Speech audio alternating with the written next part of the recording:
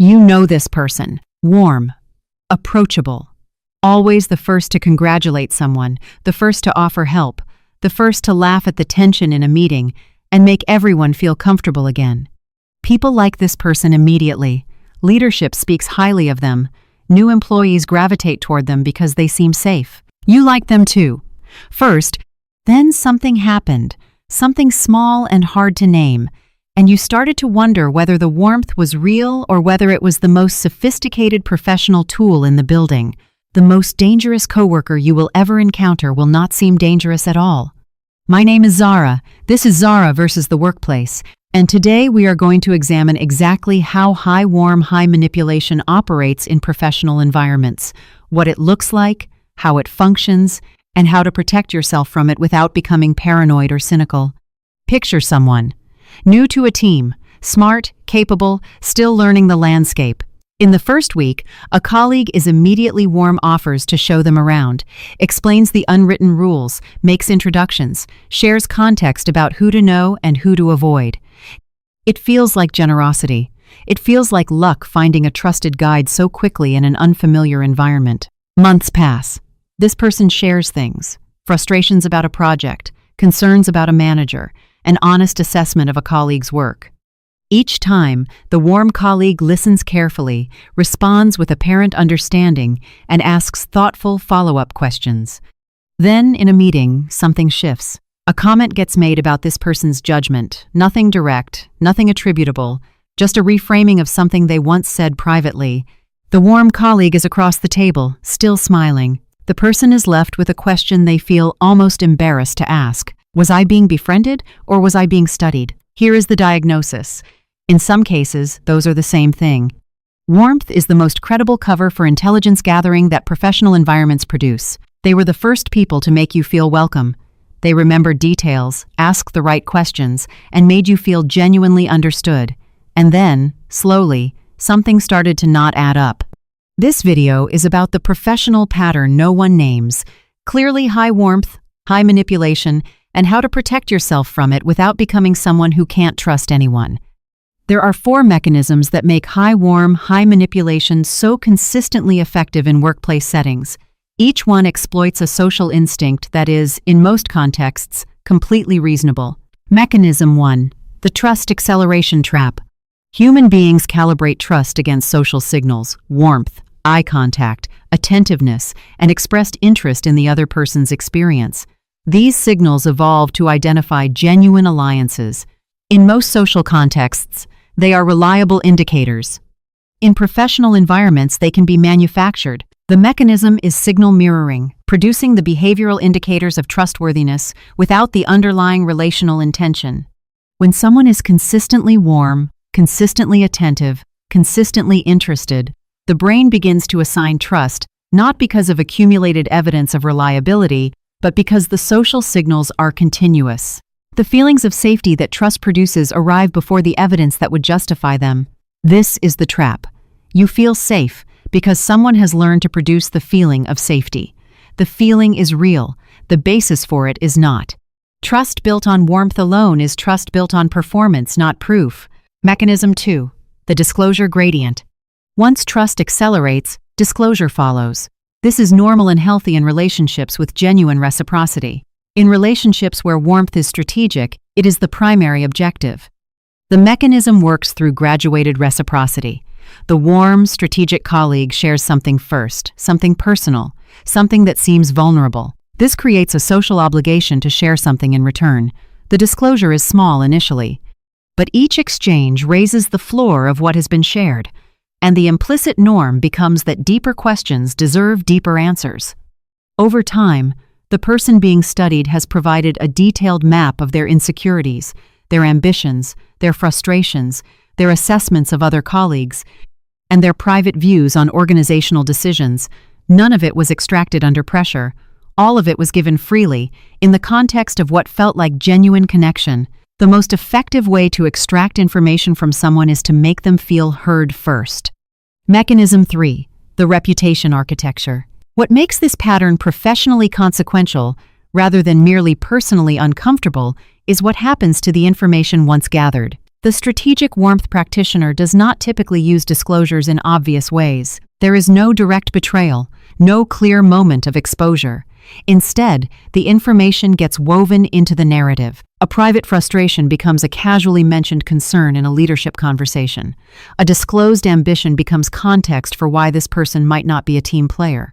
A candid assessment of a colleague becomes evidence of a difficult interpersonal dynamic that the warm colleague is, generously, trying to help manage. Each insertion is deniable.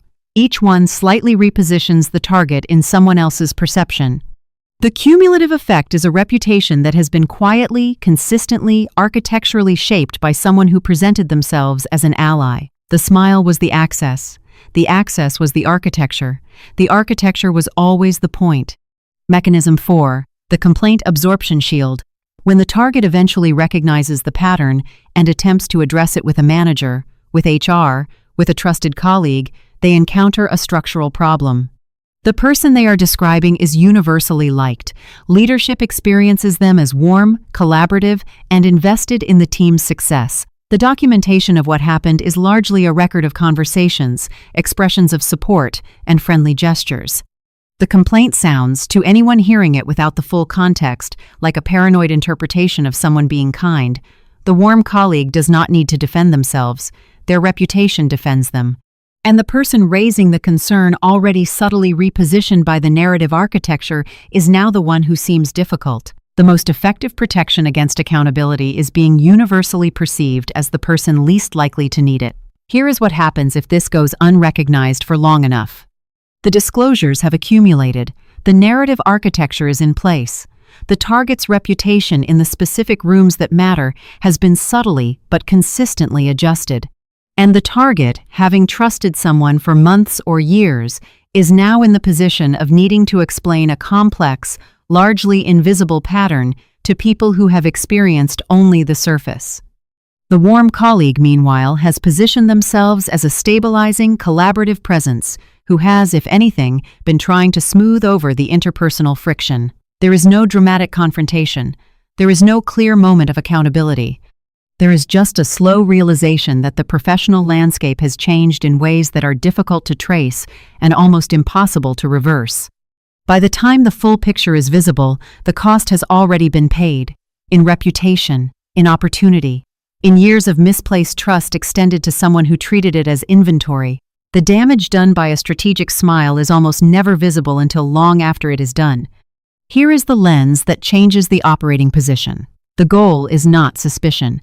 Treating every warm colleague as a potential threat produces isolation, which creates its own set of professional vulnerabilities.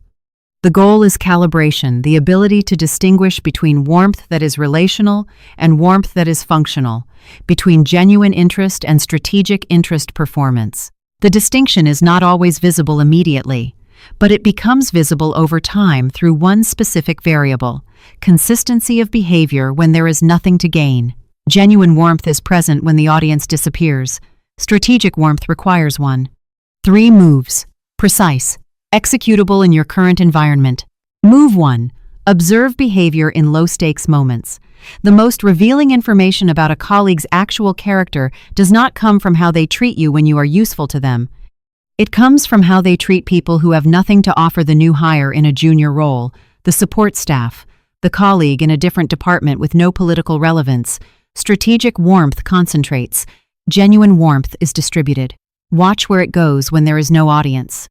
Move 2. Calibrate your disclosure to the evidence of reciprocal vulnerability. Someone asking questions about your frustrations, your ambitions, and your assessments of colleagues, while sharing very little of equivalent weight about their own, is operating an asymmetric exchange.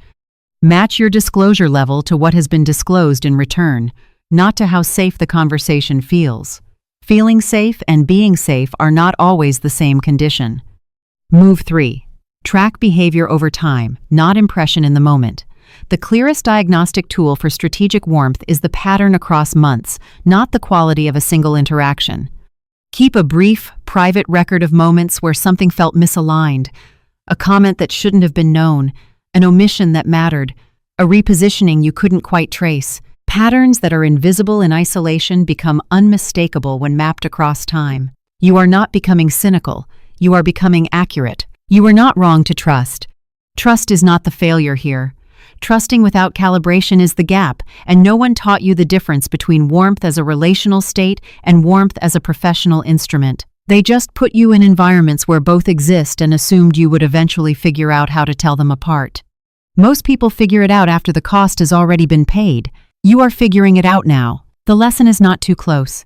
It is to slow the opening to let trust earn its depth through consistency over time, rather than through the intensity of early warmth. The people worth trusting will still be there after the calibration period. The ones who disappear when you stop being immediately useful will have told you exactly what they were. The smile that never changes is the one most worth examining. If this video describes someone you have worked with or someone you are working with right now, drop the word smile in the comments. Nothing else, just that word. I will read every one of them. Subscribe if you want to keep seeing the things most workplaces will never tell you. I'm Zara, and this is Zara versus the Workplace.